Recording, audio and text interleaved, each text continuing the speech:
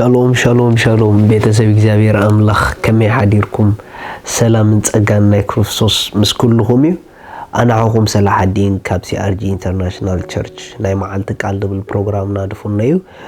ሎም ድማ ነዚ መዓልቲ ዝኾን ናይ ህይወት ቃል ሓቢርና ክንርኢና ሎም እንካፈሎ ቃል ዘለዓለማዊ ሓለዋ ዝብል ሃሌሉያ ዘለዓለማዊ ሓለዋ አምላክ ክብርን እግዚአብሔር አምላክ ይኹን ንሕና ብጎይታና ኢየሱስ ክርስቶስ ግዚያዊ ሓለዋ ዘይኮነ ኣብ ዘለዓለማዊ ሓለዋ ዝኣተወ ህይወት ኢና ረኺብና praise god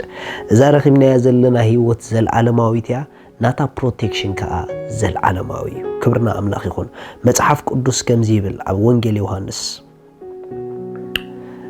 ዮሐንስ ምዕራፍ 10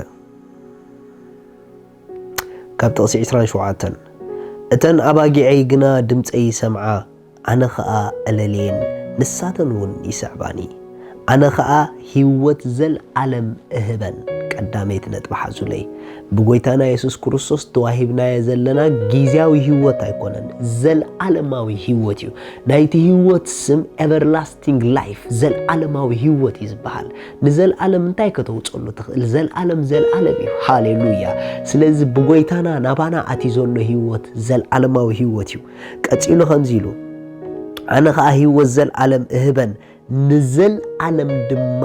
ኣይጠፍኣኔን ኢሉን ሃሌሉያ ንዘለዓለም ድማ ኣይጠፍኣን እየን ካልኣይ ነጥብ ሓዙለይ እዚ ረኺብናዮ ዘለና ህይወት ሓንሳብ ተራእዩ ዝጠፍእ ኣይኮነን ኖ ከም ስሙ ንዘለዓለም ዘይጠፍእ ህይወት እዩ ባዕሉ ጎይታ መስኪሩሉ እዩ ምኽንያቱ ነዛ ናይ ዘለዓለም ህይወት ኣባና ዘላ ወሃቢያ እዩ ዝፈልጣ ከመይ ከም ዝኾነት ህይወት ወሃቢያ ድማ ጎይታና ኢየሱስ ክርስቶስ እዩ ጎይታ ድማ ስለታ ህይወት ክዛረብ ከሎ ዓይነታ ዘለዓለማዊት ኣይለዋ እንደገና ድማ ንዘለዓለም ኣይጠፍእን ያኻይልዋ ኢየሱስ ንዘለዓለም ጎይታ እዩ ንዘለዓለም ድማ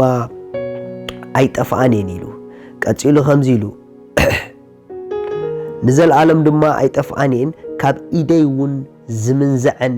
የልቦን ሓለዋና ድማ ሕጂ መፂሪኹም ናይ ህይወትና ሓለዋ ናይዛ ብጎይታና ኢየሱስ ክርስቶስ ተቐቢልናያ ዘለና ህይወት ናታ ፕሮቴክሽን ኣብ ኢት ኩሉ ዝኽእል እዩ ኢየሱስ ጎይታ እዩ ምኽንያቱ ታ ህይወት ካብ ሰብኣይ መፀትን ታ ህይወት ካብ ትልዑልያ መፅያ እታ ህይወት ከዓ ኣብ ኢት ትልዑልያ ዘላ ኢየሱስ ጎይታ እዩ ቀፂሉ ጎይታ ከምዚ ኢሉ ካብ ኢደይ ድማ ዝምንዝዐን የልቦን እቲ ንዓታተን ዝሃበኒ ኣቦይ ካብ ኩሉ ይዓብዩ ካብ ኢድ ኣቦይ ናብ ኢድ ኣቦኻ ሕጂ ኸይዱ ካብ ኢድ ኣቦይ ሓደ እኳ ክምንዝዐን ዝኽእል የልቦን ኣነ ናቦን ሓደ ኢና ኢሉ ኢየሱስ ንዘለዓለም ጎይታ እዩ ኣነ እዚ ፅሑፍ እዚ ከንብቦ ከለኹ በቃ ስለዛ ረኺብያ ዘለኹ ህይወት መጀመርታ ኣዝየ ይሕጎስ ቀፂለ ድማ ኣዝየ ይዓርፍ ንምንታይ ተተባሃለ ስለዛ ህይወት ክሕጎስን ክዓርፍን ዝገብረኒ እዚ ፅሑፍ እዚ እዩ እዚ ፅሑፍ እዚ ስለዛ ረኺብናያ ዘለና ህይወት ክዛረብ ከሎ መጀመርታ ግዚያዊት ኣይኮነትን እንታ ህይወት እዩ ዘለዓለማዊት እዩ ቀፂሉ ድማ እዛ ህይወት እዚኣ ኣብ ኢድ ማንም የላን እዩ እዛ ተቐቢልናያ ዘለና ህይወት ኣብ ኢድና የላን ኣብ ኢድ ሰይጣን የላን ኣብ ኢድ ሰብ የላን እዛ ህይወት እዚኣ ኣብ ኢድ ስላሴ እያ ዘላ ኢየሱስ ጎይታ እዩ ናይዛ ህይወት እዚኣ ሓለዋ ስላሴ እዩ ኢየሱስ ጎይታ እዩ እቲ ኣዝዩ ውሑስ ሓለዋ ድማ ናይ ስላሴ ሓለዋ እዩ ሃሌሉያ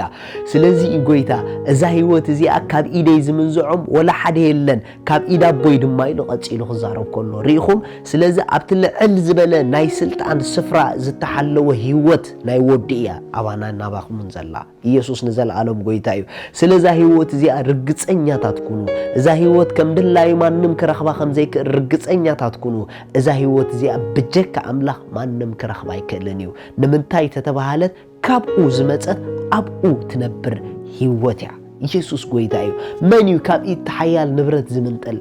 መን እዩ ካብ ኢድ ተሓያል ደፊሩ ዝቐርብ ሪኢኹም ናተይናትኩምን ህይወት ኣብ ኢድ ተሓያል እያ ዘላ ስለዚ ካብታ ሓደ ኣብ ህይወት ክንረጋጋዕ ዝግበአና ካብታ ሓደ ኣብ ህይወት ክንቀስን ዝግበአና ኣብ ኢድ ኩሉ ዝኽእል ምህላውና እዩ ሕጂ ብዚ ሰዓት እዚ ኣነ ምስኹምን ኣብ ኢድ ስላሴ ኢና ዘለና ኣብ ኢድ እግዚአብሔር ኣቦ ኢና ዘለና ኣብ ኢድ ወልድ ኣብ ኢድ መንፈስ ቅዱስ ኢና ዘለና መን ይኽርበና ዝኽእል መን ንህይወትና ክወስዳ ዝኽእል ኢየሱስ ንዘለዓለም ጎይታ እዩ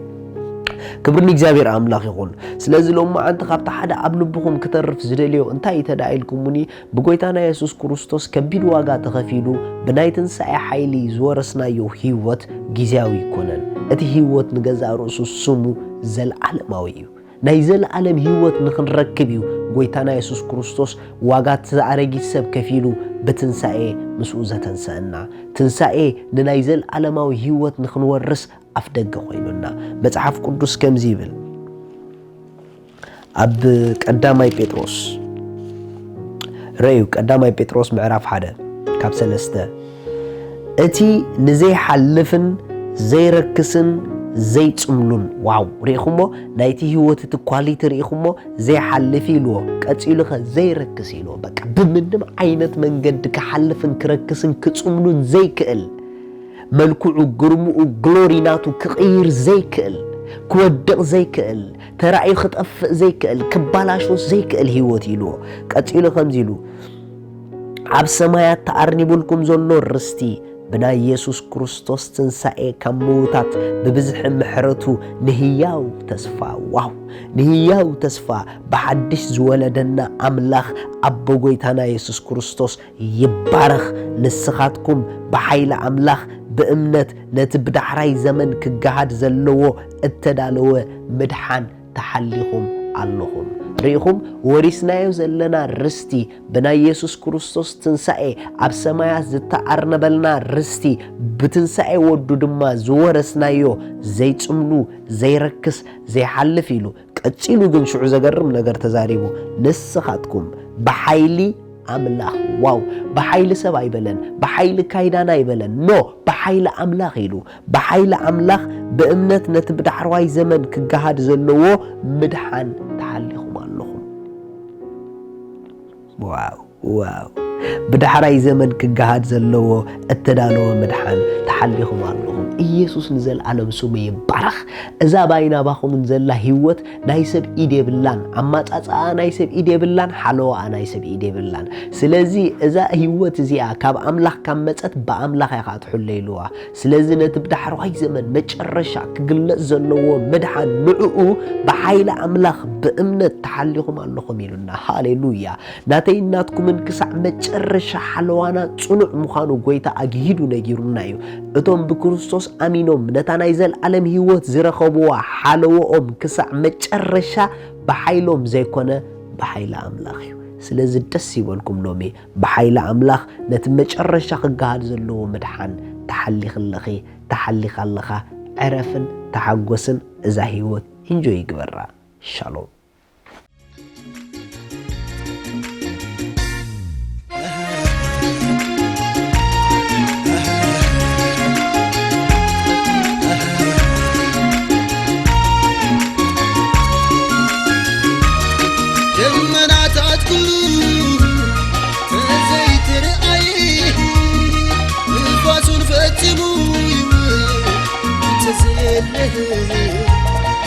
Let's go.